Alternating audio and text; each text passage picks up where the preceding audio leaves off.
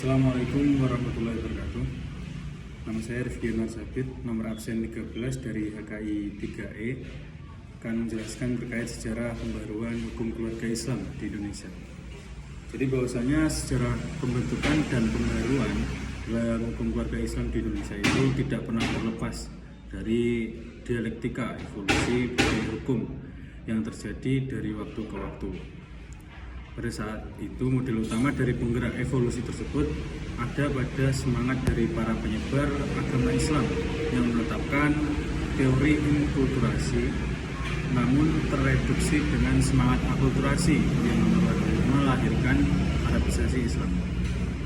Pada fase akulturasi inilah terjadi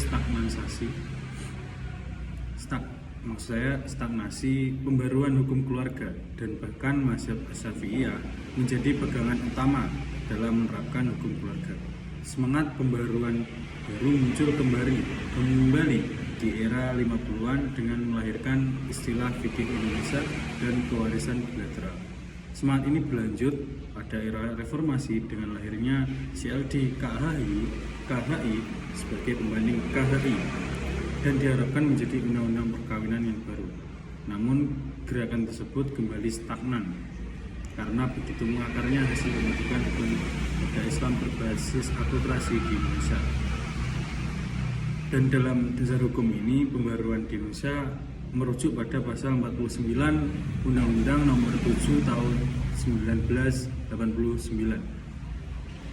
yang berbunyi bahwasanya ini secara tegas dapat dikatakan sebagai asal muasal legal formal hukum keluarga yang berlaku di Indonesia.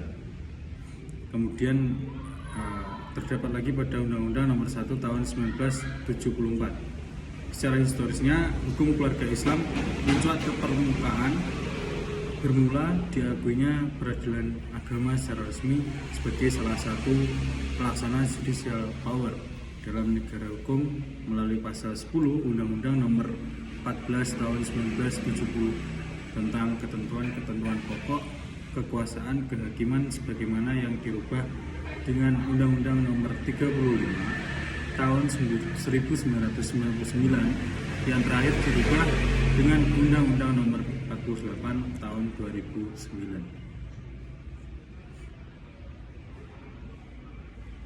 Kemudian bahwasanya ada asas-asas pembaruan hukum keluarga di Indonesia.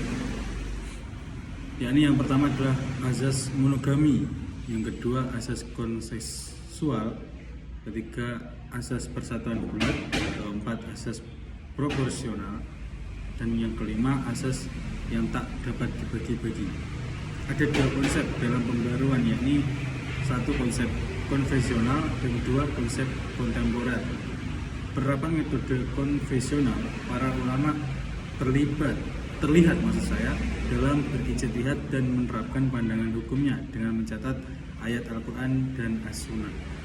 Para ahli menetapkan ada beberapa ciri khas atau karakteristik metode penerapan hukum Islam fikih, yaitu menggunakan pendekatan parsial, kurang memberikan perhatian terhadap sejarah.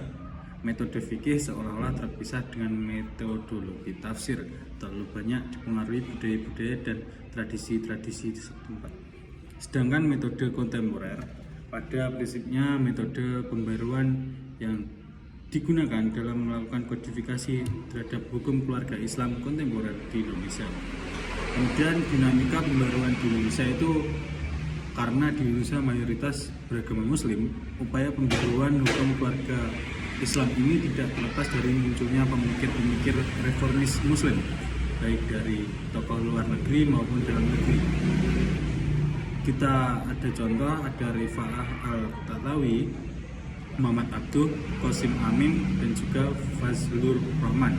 Selain itu ada juga tokoh reformis Muslim nasional seperti Mukti Ali, Harun Nasution, Nurholis Majid, Munawir Sazali, yaitu sosok Munawir Sazali ini dikenal sangat kuat mendorong komunitas Islam untuk melakukan ijtihad secara jujur dan berani, terutama soal hukum waris.